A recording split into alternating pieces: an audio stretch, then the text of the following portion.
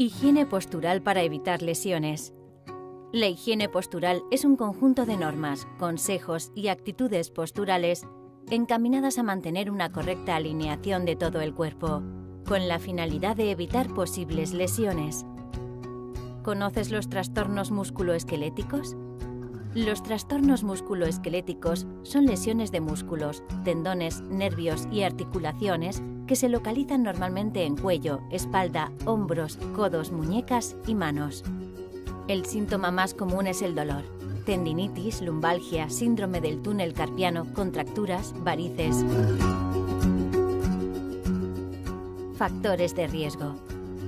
Existen distintos factores de riesgo, entre los que cabe destacar posturas forzadas o inadecuadas, movimientos repetitivos y manipulación manual de cargas.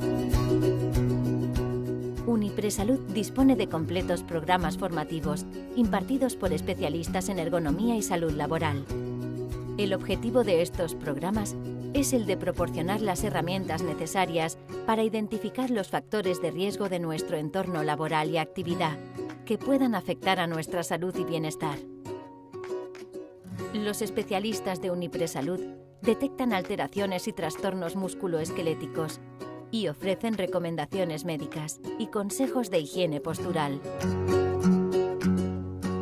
Una correcta higiene postural contribuye a mejorar la salud y la productividad de los trabajadores, reduciendo asimismo las ausencias por baja o visita médica. En Unipresalud disponemos de los medios necesarios para ayudarte a concienciar y a formar a tus trabajadores.